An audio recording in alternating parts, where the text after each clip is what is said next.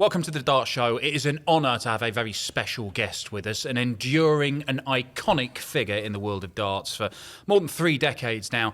And whilst he has been this enduring iconic figure, he has also maintained his status as the #1 sex symbol in the sport. It is the bronzed Adonis, Steve Beaton. Thanks for joining us, Steve. Oh, thank you. It doesn't work so much nowadays, does it? I got the hair, no. Yeah, we'll get onto the hair. Yeah. Don't worry about that. Steve, we're going to cover everything from your early life to us being sat here now with you breaking records for how many world championships you've been in.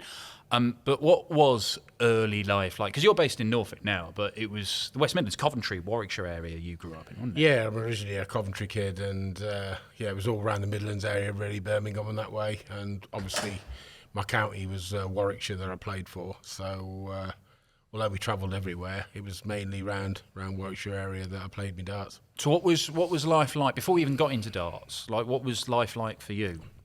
I don't know, really. I worked here and there, and I always had a passion for darts.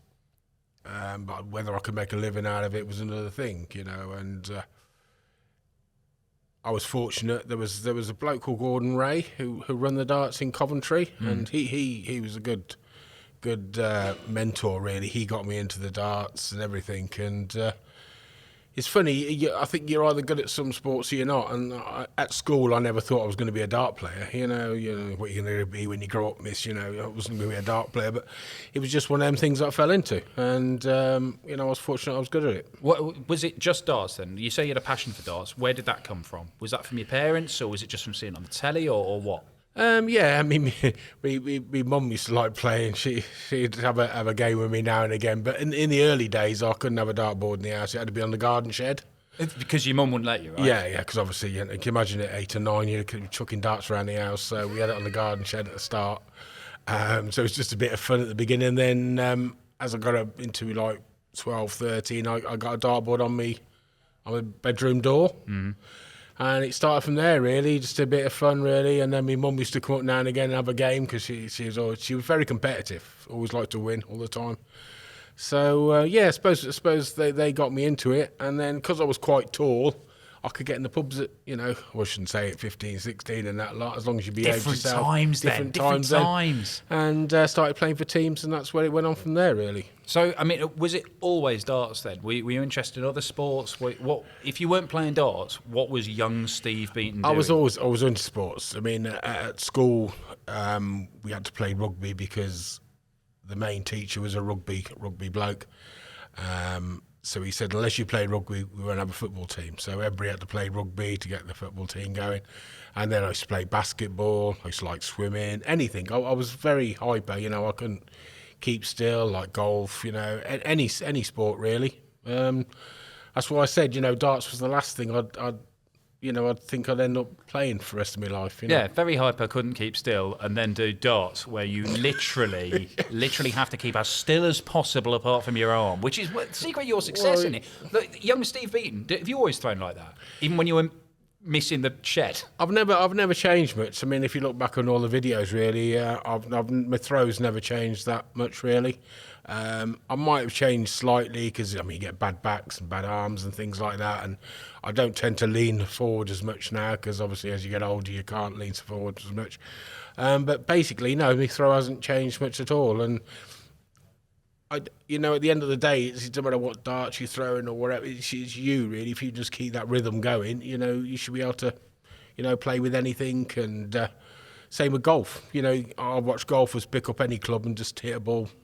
You haven't got to have the special. If you've got the talent, I think it's just nurturing it really, and just finding a way of making the game simple, I think. How did you realise that you were good then? Obviously, you'd played it loads from being a small kid, and then you'd snuck into the pubs at 15 to play there.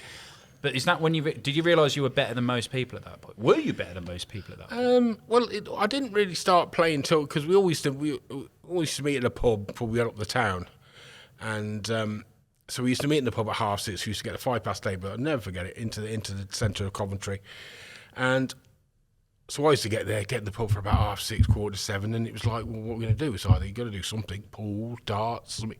So I used to play all the lads at darts and keep beating them. So they're saying, well, you know, you can't keep beating us all. You've got to start making a team up.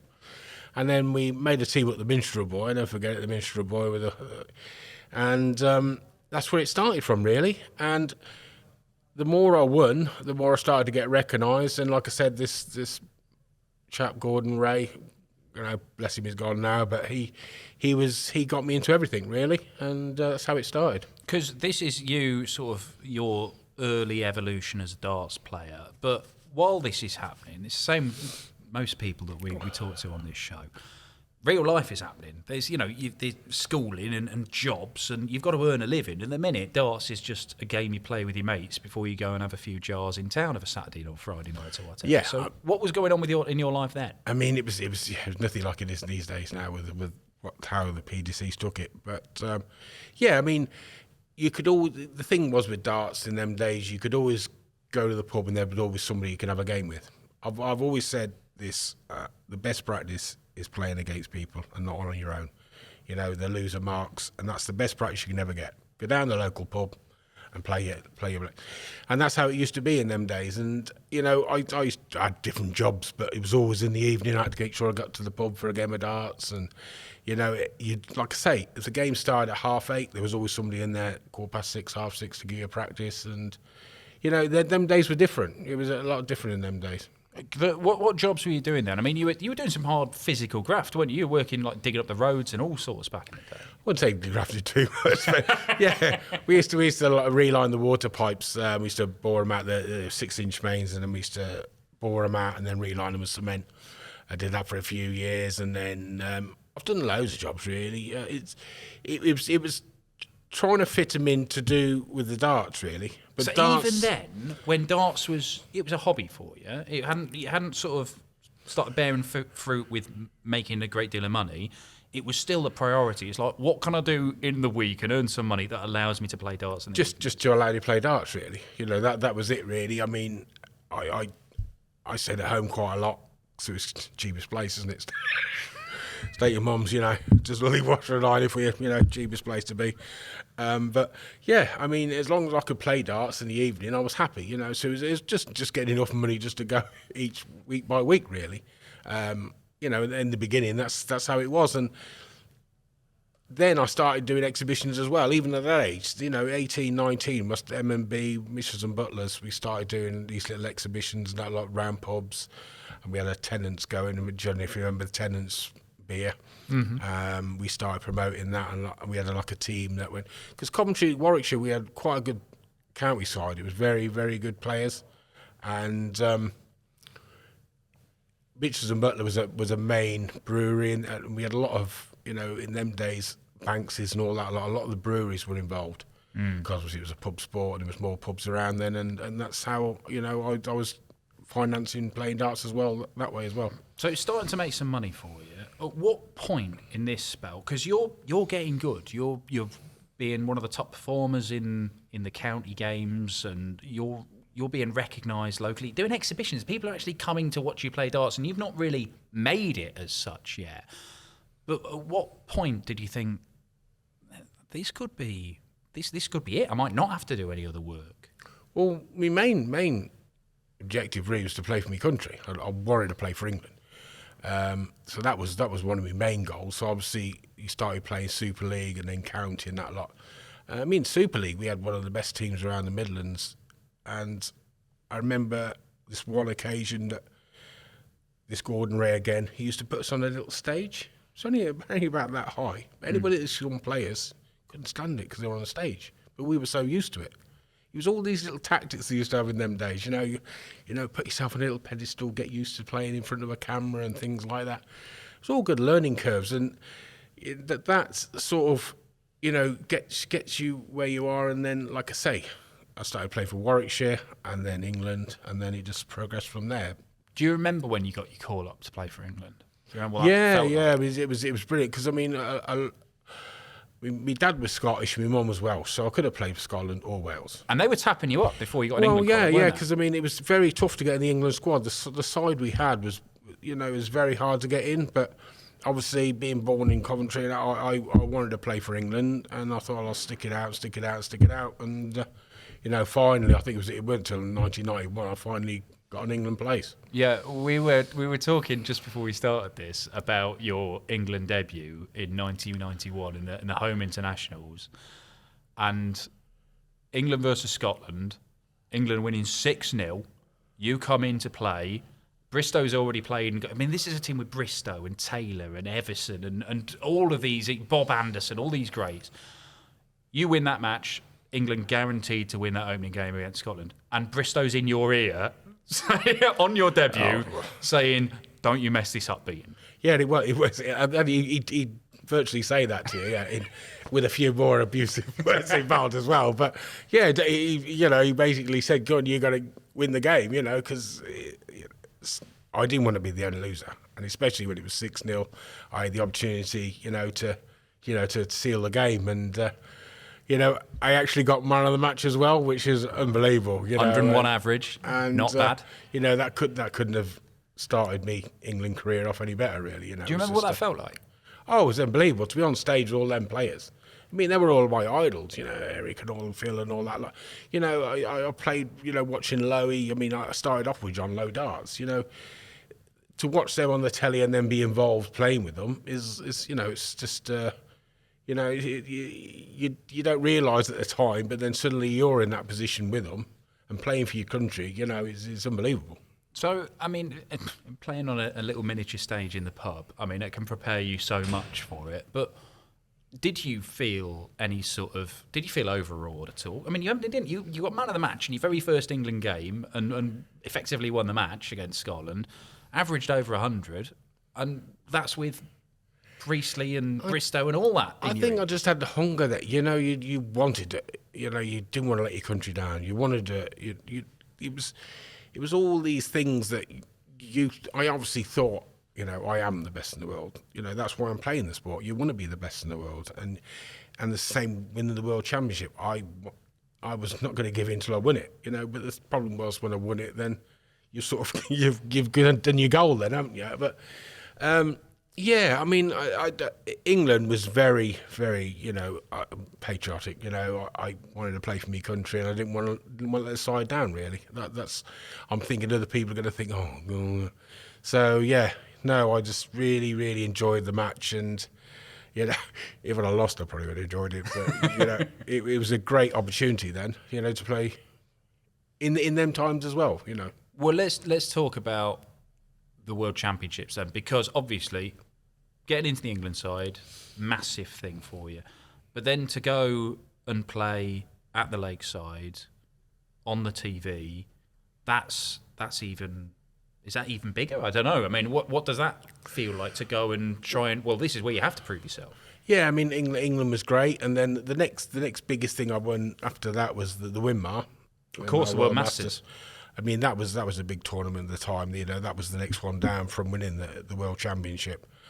And I think I won that in '93, the same year as I won the Dutch Open as well, was Dutch Open as well, yeah. I won two back-to-back Dutch Opens. That was another huge tournament.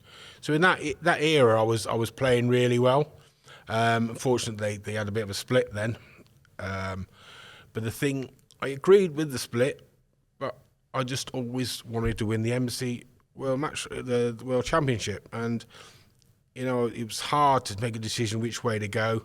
I was good friends with them all, and I didn't want to let them down, but I just thought I've got to stay here and win the World Championship, and that's what happened in the end. How difficult was that time for players? Because there were real battle lines drawn, and very hard. It was difficult. Yeah, I mean, I was doing exhibitions with Rod at the time, Rod Harrington. They were saying, well, you can't go and play with Rod, and I was saying, well, sorry, it's work, and I'm good friends with Rod, I'm not, you don't tell me I can't go and associate and go and have a drink with Eric or have a drink with John, just because you've had a fallout doesn't mean that I've, so it was very hard, yeah. I mean, I still stayed friends with everybody, but yeah, they weren't very good times really, no.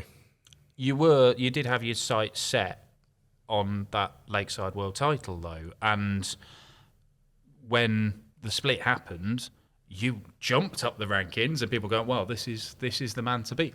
didn't work out like that for a couple of years, did it? No. I mean, to be fair, 93 was the year I should have won the World Championship, really. I lost in the semis to your good friend Alan Warren.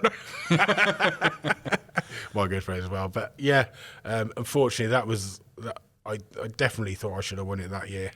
But then obviously they had the split. And then when the split went, I was number one then for 2 or 3 years. And every time I went into the World Championship, the number one seed always goes on first. So I couldn't hack that. I just kept going on. I was 2-0 up and lose 3-2 and things like that. Both years, wasn't it? Yeah. And then in 1996, I got through my first round and everybody slapped the money on then. They thought, right, that's it. And then that was the year I won. Once I got to that first round. It was Stompy, wasn't it, you beat in the first round, I think, in 96. Is that right? Was it Dave Richardson Payne? I can't remember which one it was now. I'll get mixed up now. Well, we'll clear that up. Edit. It was Stompy. There we go. It was Stompy. It was Stompy. But co-Stompy, and then... Can you remember? We've already established you probably can't, but can you remember the 4 players you beat? I played Stompy, and then... World champions, all of them. Or would at least go on to be. Yeah, I played... I played... I remember the last... It was 40. Was that in the semis? Fordham was the semis. You'd already beaten... Adams, was it? Adams? Martin Adams. Was that last 8? Yes. In the last 16. Last 16. It was last 16. Bob? John Parr. John Parr. That's right. And then Richie Burnett in the final. I mean, that is some route to glory, isn't it? Yeah, and I think I was averaging 96, wasn't I, all the way through it? I think. Yeah, I was playing well them days, you know. And don't forget the boards were a lot smaller. well, let's get down to it. There, how good were you at that time? Do you think? There's a real... I mean, you said, look, I felt like I was the best in the world. You have to believe you're the best in the world or can be the best in the world. At that time, you look at the strength of the BDO and the strength of the PDC, there wasn't that much between them, really, was there? No, but the Phil was still the one. He was the one. He was and the I think they were saying, I'd give me, if I played Phil was like 1-6 on to beat me, which I thought was a bit naff, really. But, you know, Phil was... the main man they had at the time, you know, and even when I come across to the PDC, I think I was ended up and I was in the top 8 and that lot for a while. But no, in them days, I played my best darts from 90s, 91 on to up to 96. I think for those 5-6 years, I was playing very well. Although I went out first round a couple of times in the Worlds, apart from that, I was still keeping up with the rankings. To stay number one, obviously I'd been playing well all year. So, what was that night like at Lakeside, becoming world champion? Because that's your mountain, that's your goal. It was brilliant. After the tournament, you obviously have an evening. There was like a presentation and a meal in the evening, and it was so nice. They obviously present you the trophy again in the evening and things like that. But it was just a dream come true. I watched it on the telly for years and years and years, and all I ever wanted to do was to win the World Championship. And that was my goal, and to win it was absolutely brilliant, that was my dream come true, really. Well, that is, it's the peak of anybody's career, becoming a world champion or whatever they're doing. The thing is, Steve, that was in 1996, and as we sit here in 2023, you're still plying your trade amongst the elite. This is freakish, isn't it? Well, I'm definitely not competing to the same standard, but yeah, I think I've still got a good game in me. That's why I'm still here, and obviously I must be proving it, because I wouldn't be still here in the not losing my pro tour card. The Worlds this year is going to be me 33rd on the trot. I mean, that's... You even sounded knackered when you said that. To actually dream of playing 33 World Championships on the trot is, to qualify nowadays is getting tougher and tougher, I love the sport, and, I've got good friends in the sport, and, if I packed up darts, what would I do? I'm not really wanting to be in commentary and all that sort of stuff. I hate sort of talking about people and building them up. Having been on the other side of it. You know, I'd rather be sat there playing the sport. You know, it's one of them sort of things. But yeah, I mean, you know, if I couldn't throw anymore, maybe I'd like to be involved with it. I mean, I still think I can, you know, exhibition circuits after this. There's the seniors now coming up and things like that. You know, so even when I do stop, I think there's other things I can do with, you know, in the darts. But I still like the challenge. Still like the buzz of beating them. You know, they've got to beat me. You know, I'm the oldie now. You know, they've got to play me and beat me. You know, and it is getting tougher, but, you know, I said this is probably me last year, this year, but now I think I've got my tour card again for next year, and I'm in the Worlds again, so I might give it another year and see how it goes. But, you know... Been saying that for a while. Look, we'll talk about your future plans a bit later. There's plenty to discuss over the years. The one thing, I mean, the look, Steve. The perm, the tash. You were nicknamed Magnum PI for a while because of your likeness to Tom Selleck. My hair was never permed. Oh, wait, that was just natural. It just happened. I woke up like this. It was a funny thing. I remember this girl saying to me, she was a hairdresser, she says, if you just wash your hair and don't put a comb through it and leave it, it'll get curlier and curlier. I thought, so that's what I did. And it does. This is true. It got curlier and curlier and curlier. So I never used to really brush it or put a comb through it, and that's how I got the curls, really. It was a strong look, though, Steve. It was a big head of hair on it, wasn't it? Yeah, really. Was it sad day when you decided to move away from that particular look? Well, when it starts going grey, it doesn't look too impressive then. And then you know, it was all right when it was like brown, but yeah, I wouldn't want all that head of hair now being grey, I don't think. I mean, you are, as far as I'm aware as well, the only darts champion to win a title and then do an interview live in a jacuzzi while celebrating. Was that always the plan? I don't think that was after the thing. Was it not?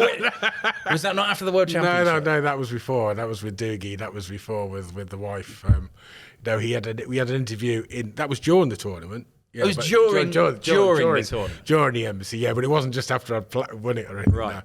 No. But yeah, I remember that very well, yeah, because I mean, everybody just keeps wanting to play it, don't they? I mean, I've got a canvas of it with a still of that on my wall at home. I mean, I hesitate to say I didn't buy it; it was bought for me, but it has got pride of place. I have seen them canvases, yeah. I mean, lean into it. If you've got that, how did you feel about being known as the Bronzed Adonis? Or it was a funny thing. But Tony Green started it. It was just like I went on holiday. I always used to go because with the BDO one, it never used to start till 3rd or 4th of January into the January, and so you had a chance to get away for Christmas. And it was nice to get a bit of warm weather. I never used to throw a dart for 2 weeks. Just go away on holiday. So if you go online and you'll see that Steve Beaton went to his warm weather training camp, there was warm weather, zero training. No darts at all. And then when I come back, I was eager then, raring to go again. I just wanted to play darts then. And that's how I used to be. And it was because of that, obviously you get a bit of a tan that Greeny says, well, the Greek god, calling the Bronze Adonis. So I didn't realise what he was calling me till after the tournament finished that week. And then everybody's, he's taking the mickey and that lot and saying about it. And, it's stuck ever since then, really. I mean, look, you seem perfectly at ease with it. It's not a bad nickname to have, is it? Yeah, but the thing is now, the youngsters now, the young kids now, 19, 20, they're looking, they go, Bronze Adonis, where is he? They forget I'm nearly 60 now and I'm walking on the stage, in Germany and that lot. But, there's worse nicknames, isn't there? I mean, I remember one year at Ali Pali where I think it was something that the papers had set up where there was a suggestion that you might do the full Bee Gees walk-on in a full John Travolta white suit. I mean, do you have... Is that still a promise? I've got the suit. You've still at home. You've got it ready? I said if I get to the final, I'll wear it, yeah. That offer is still on the table. Yeah, it's still there, yeah. I'll put that Bee Gees white suit on. Yeah, the John Travolta one. Not the Bee Gees, the John Travolta suit, yeah, with the Bee Gees song. That's it. Will there be dance moves? Well, I'm going to have to get some training then, aren't I? Excellent stuff. Well, good. I'm glad we saw that. So that is never. Yeah, that offer is never being removed. It's still in the wardrobe. Steve, we've already discussed your nicknames. One of them, the Marathon Man. That was a briefly used one for you. I mean, not in the darts terms, but you've done a lot of like positive stuff. You keep yourself fit. You play lots of sport. That's why you look so good.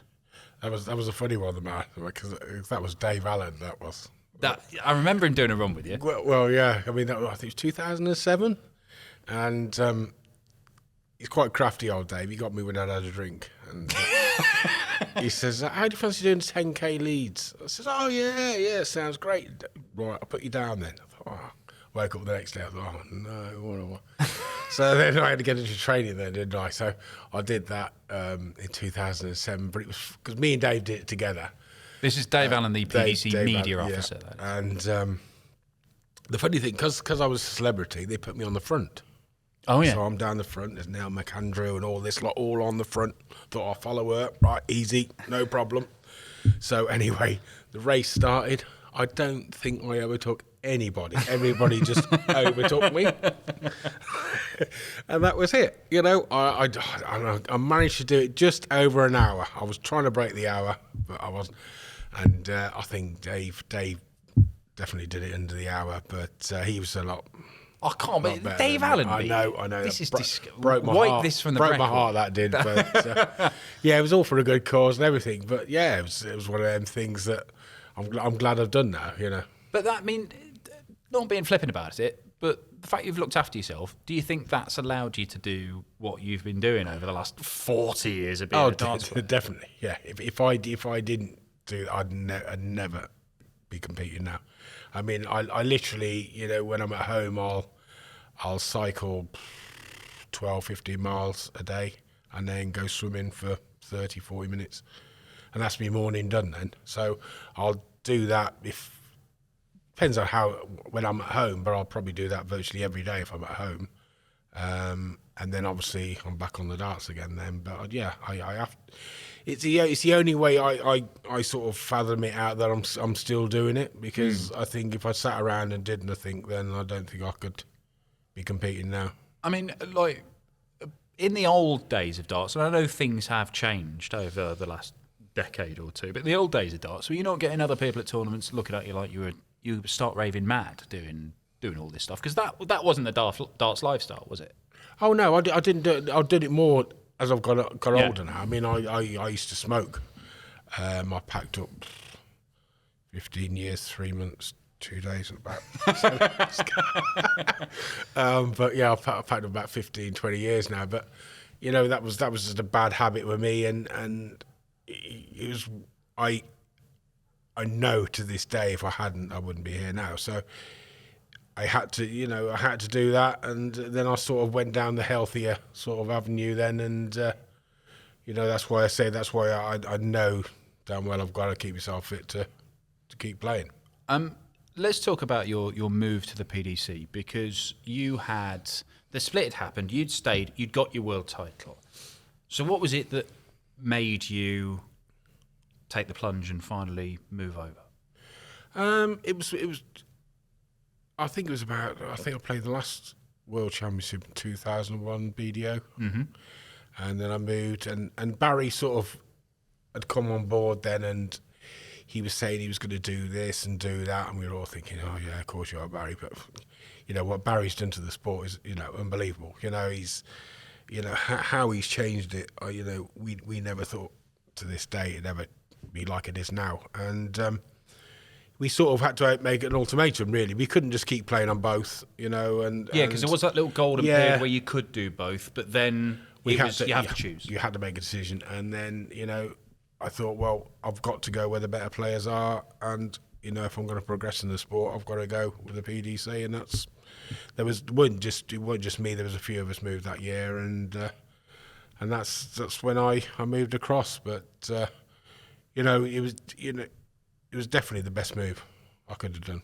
What was it like in those early days of your PDC career? Because all of a sudden, look, you've gone from world champion, arguably right up there as the best in the world. Obviously, Taylor was still the sort of shadow looming behind, but now he was there. You're in the same room with him. You're competing on the same terms as him, and That was hard. The bloke's the greatest player in the history of the sport. I mean, there's no greater example than the European Championship tournament where you went and made the final. The bloke put in the greatest display in a single tournament I think anybody's ever seen, to be honest.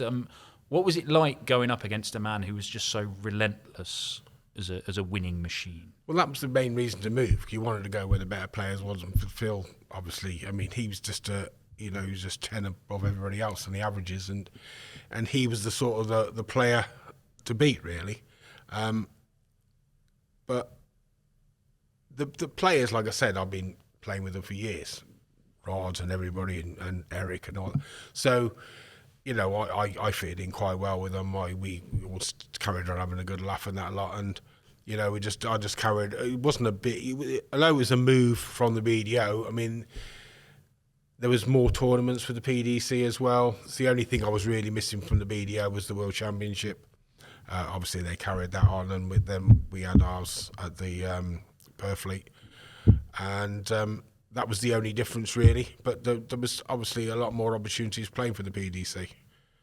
What was it like winning PDC titles? You managed to pick one up in 2009, I think, your first one in... Was that Newland? Was that in the Netherlands where you picked that one up? I'm asking you a question here, and you're not sure you got the answer. But you've won 3 PDC ranking events. Like, being the best player in that tournament on that day or that weekend or whatever, that's a special feeling. And it hasn't come around as much in your PDC career as it did in your BDO career. I mean, you said yourself that your best stuff was in the 90s, but you're still good enough to compete and to win things, and that's what's always driven you on. What's it like winning amongst the very best in the world without? Oh yeah, but that was that is what you want to do. Like I say, is play against the best. I mean, like I said, the 90s was probably the best darts I'd played. So obviously 2000s, I was competing, but I didn't have the same sort of consistency as I did back then. And although I could play a good tournament, I wasn't. I mean, I was getting on a bit then. I was getting in my 40s then. And I think the thing I found hardest really is my consistency. I think my consistency has let me down a lot of the time. I wouldn't say I've changed. I've always tried to keep things simple, but when you do get bad backs, sometimes you have to lean forward and maybe you put a bit too much weight on the front, and then your throw goes off, but you don't realise you're leaning too far forward to compensate for some of the things. And I think it's just maybe with wear and tear over the years that's brought me standard down a little bit. So I'm not competing as when I was a youngster. But I can put a good game together, and I think as long as my body stays together, I can keep competing. But I don't think I'll ever be to the same standard as it was back in the 90s. What have been your... I mean, you've not really had any sort of rivalries as such. I mean, you're Steve Beaton. Everybody loves Steve Beaton. But what were there players who spurred you on? They're the ones they're the benchmark, or they're the ones that I really want to beat, or they're the ones that really give me the fire in the belly to try and be at my best? Or was it always Taylor because he was always at the top of the tree? Well, it was just Taylor for so many years, wasn't it, really? That was the problem. Taylor just dominated for, 20 odd years. He just always kept winning. And, most of the time we were thinking, I just want to draw him, As long as you didn't draw him till later on, and sometimes you get him in the 32 and you're thinking, oh no, but, it's just the way things were. But he was beatable. But he had this just... If he was on a finish, he was going to get it, and that's he just seemed to be one step ahead of everybody, and well, he's just proved the point, what he's won. I don't think you'll ever see a dart player, match what he's done, not in a million years. But yeah, I mean, I just loved the sport. I think that's what kept me going. I wasn't striving for anything else to win, really. Like I said, I'd won the World Championship. I didn't really have any goals. I just enjoyed playing the sport. If I could make a living out of it, then I'd carry on, That was my main drive, really. You've got to have a job somewhere, haven't you? What job are you going to do? And, darts, I think I even said once at the match play, I'm up here and I'm getting paid for it and I'm enjoying it. What more could you ask for, really? It's just one of them things that, I enjoy doing and I'm getting paid for it. And, there's not many jobs like that, really. No, there certainly isn't. You've seen them all over the decades come and go. I mean, if Taylor is number one, who else would fill up your top five in the best players you've seen at their peak? The ones who even took your breath away as a... Well, Eric was my idol. Eric was, he was the one that, when I used to watch him on the telly, he used to say, I'll polish the trophy up, I'm going to take it home, and everything, cocky. So. But he used to do it, and then Lowy was always behind him, but Lowy was always very steady. He was another great player to watch. So I've been very fortunate over the years that I've met all these players and played with them. The great Leighton Rees, Jockey and all that. I've played with all them players, and I've been fortunate to play against them. And I wouldn't change anything in my life really. To go through all them decades and to play with all them players, and to be friends with them as well. It's great times really. The success you've achieved. I mean, obviously the World Championship of the BDO, but the 3 PDC titles, 11 times you've made big TV quarterfinals or better in the PDC. Now, that is an impressive haul for anybody. It's over a long old while, Steve. I know you say you're somebody who's never had goals, but do you ever look back and go, there's one thing there, I wish it had just gone on a bit longer. I wish I'd have won that one, or I wish I'd have done something there. I mean, the PDC World Championship's never been your happiest hunting ground. Is that the one? No, I remember one silly mistake when I played Wadey once in the Worlds, and I'm sure it was 3 sets each. And I think it was a leg up in the final set, and I remember I was on 1-2-2, and he was on 200, and I thought, well, he's not going to finish, so I'm going to play safe here. So I've gone treble 20, left myself 62, and I've gone treble 15. I'm going for the treble 10, obviously, to 32. Left me 17. So I've gone for a big one, hit an 18. He's gone 140 or something. I'm back on 1-2-2, missed it, and he's gone out. And I'm thinking, why am I not 2-0 up here, cruising, one leg to win the match, and it's all over. And it's little things like that go through your head, and you're thinking, I wish I wasn't, in that position where, I was maybe just relaxed. I'm thinking he can't finish, and it's cost me the match. You know what I mean? Loads of times you just do silly things, and it'll just cost you the game, and you don't realise why you've done it. But it's just, it wasn't bad darts really. It was just a matter of a while I've gone into the treble 15 instead of the treble 10. But it's cost me the match, and then I'm beating myself up for the next 3 or 4 months about it, thinking, what a stupid way to lose a match, You still do that, though. I mean, it still matters. I mean, you've talked about your passion for the game, but it does have the capacity to, make you feel bad. It does matter. God, yeah. I mean, you try so hard. You put everything into it. Even the Grand Prix this year, the World Match Play this year. I've done everything to qualify for it. And then I go up there, me and Michael Smith, we both played terrible. I don't know whether, because it was so late at night, but we just played awful, the pair of us. And I don't know whether one of us was just waiting for each other to play, but it should have been a lot better game. And you're thinking you've done all this all year to get to this one point, and you think, who's throwing these darts? And then you just can't understand it. And even this year now, I've missed out on the Grand Prix. I've missed out on the Europeans, all because I had one bad week in Hildesheim. So I had one bad week. I just didn't pick anything up in that 1 week. And yet I've been playing so well, and you just, why did it happen? That's just darts. You can't work out what you're doing wrong. You think you're throwing the same, and you don't realise you're doing something different. But it's so disheartening sometimes, and it's easy to beat yourself up about it. What is it you love about this game? What is it that's kept this passion for this game going for 45 years? From being a child throwing at the shed to playing at Ali Pali and winning world titles and whatever. But it's nice when you win, isn't it? You can't beat a good win, and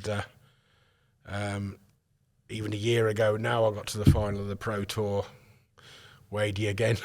I think I was 5-2 off on Wadey then and lost it. And, to win another Pro Tour would have been great, but that kept me in the Worlds and things like that. And, yeah, just winning Pro Tours is great because you think about the field that you're playing against, to win it is great. And, whether I'll win another TV title, I don't know. But, I'm not going in the World Championship thinking I'm going to lose. I'm going in there positive thinking I'm going to win. It's just, if it doesn't go your way, you just, you just can't work out what you've done wrong.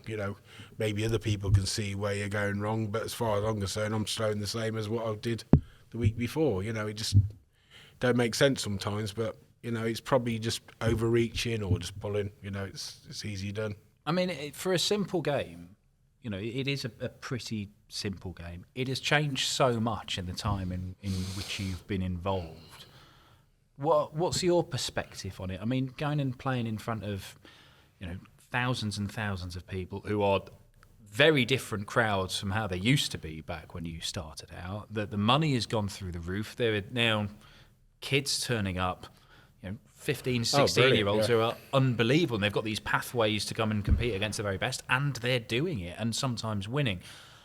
What's it like to see all this change over the decades have you been involved? I mean, it's unbelievable. I mean, like I say, I wish I had it when I was, in my 20s, but what Barry's done to the sport is unbelievable. To change it round to where it is now, so these youngsters now can have this opportunity to, they're like mini footballers, aren't they? They can have that sort of a lifestyle where they can, be on top of the world, and the crowds calling their names out and that lot, and it's such an opportunity for these youngsters. But the thing is with it, it can be there 1 minute and gone the next. It's so easy to be up on a high and then, you start missing a few things. You start defending money and things like that, and you suddenly come down with a wallop. And that's what they've got to get used to. Is the losing as well as the winning. That's a big step especially for the youngsters to understand. Really, I think. Well, I mean, what advice would you have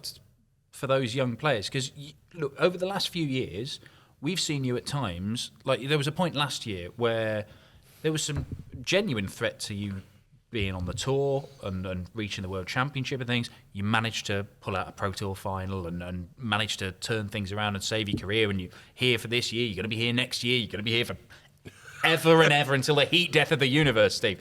But what advice would you have to these players coming into the game? Because in your time, you've seen people turn up, win world titles, become world number one, win major titles, and then drop away and they've gone and couldn't win a game. And you're still here. You're still doing it. Yeah, I've seen loads of them come and go.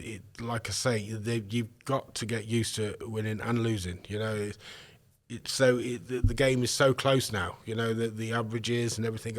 I don't think the average can get much better. You just cannot go any higher than it is at the moment. 12 or 15 darts is where it is. So 13 and 14 darts is fine, but I mean, you really, in theory, you got 12 or 15 darts. And I think that's the averages. I think for the youngsters, it's a great opportunity now. They just got to go with it, enjoy it. Don't be the be all and end all, but just think about the future. You're not going to be this consistent all the time. Just try to do your best and try to, enjoy the sport. The reason I play darts because I enjoyed it. Once you stop enjoying it, then that's, if you're just playing for the money and not enjoying the sport, then, that's a big no-no. And I think they need a bit of guidance as well. I think if they can keep to a little group where they keep encouraging to start playing against each other and keep encouraging each other to, to do better. I think that's not try to be a loner, if you know what I mean. Try to keep with a group where they can practice together and that lot. I think this is the best way.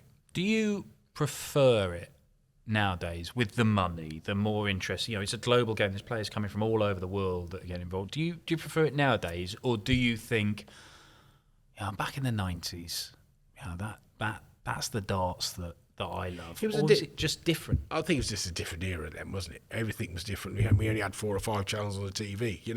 Got a few hundred facts for playing the World Championship. Yeah, supposed to get them delivered. Yeah. I mean, I mean, I think in them days, like when I went out, there was no phones. Once I'd gone out, nobody could get hold of me. Oh, he's gone. I'll try ringing the pub, you might catch him. These days people are on the phones all the time. They're never away from social media, and I think that for the youngsters as well. They read too much into things. What people are talking about them, saying about them. Sometimes if you've lost a game, leave social media alone.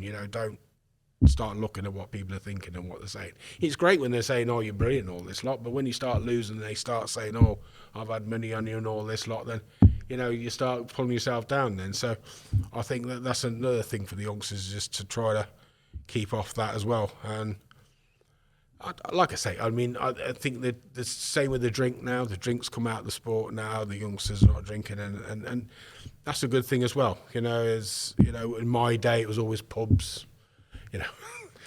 That was my era. You can't change things from when from them days. There's different lifestyle then, and I think it's a lot cleaner image now and everything. There's not so much smoking or anything now, and like I say, I think it's a good opportunity for a youngster to get into it. And I think, like I say, don't try not to think it's the be all and end all. Just try and enjoy the sport, and if you can be world champion, we're brilliant. Look at it, 500,000. Can't go wrong, can you, really? All your answers, Steve, it gives me your entire demeanour when you're playing darts. You never seem a bad loser. You always seem to take defeat well. You've spoken there. You've got to take defeat and victory in a similar kind of way. And that's one of the secrets of you being. See, the thing is, once you've lost, you can't change it. Nobody's going to say, "Oh, you can have the game now." You've lost. You said, you just smile and forget it. I'm not a very good loser. I'll tell you that now. I might come across as a very good loser, but no, I hate losing. Yeah, I'm definitely not. But yeah, because you just have to swallow it and just say, well, what can you change? No good shouting and bawling at everybody. You're not going to get anywhere. You can't change anything. And that's why I said about social media. It's no good putting things on there about, "Oh, I played like this, I played like that." You're not going to change the game. You've lost. Accept it and get on, wait for the next game. What do you want to take up? How long does this go on for? It sounds like you're just going to carry on playing until they drag you away and say you're not allowed anymore, Steve. I feel sorry for the wife, actually, because, every year she probably thinks I'm going to pack up, and... it's a hard life, really. I'm never at home much. It's hard for her, but it's one of them sports. Like I said, I thought this year maybe would be my last year, and then I'm thinking, well, I'd love not to lose my tour card. I'd love to give my tour card back, And then I was thinking, well, do I do another year then? I thought, I don't know. But yeah, I honestly don't really know. I honestly thought if I couldn't, compete, then I'd pack up. But the thing is, I can still put a good game together. I can still average in the hundreds and, compete against them. And I don't really. My answer is I don't know. A record 33rd consecutive World Championship appearance coming up this December as we sit here and speak now. How does that make you feel like to have done that? More than anybody? Old. Oh, definitely old. I could never believe it was 30. To qualify for my first World Championship was unbelievable. I couldn't believe when I qualified for the first World Championship. My dream come true to get in the World Championship. And I can't believe I'm doing my 33rd this year. It's unbelievable, really. Yeah, I can't. It's hard to fathom out, really. You want to get to 35, 40, 50? I don't know. I doubt we'll get that far. Who knows? But yes, might be wheeling me up then, will it? Steve, it's been an honour to chat to you. The passion is still there, as is the quality. Cheers, Dan. Thanks, mate.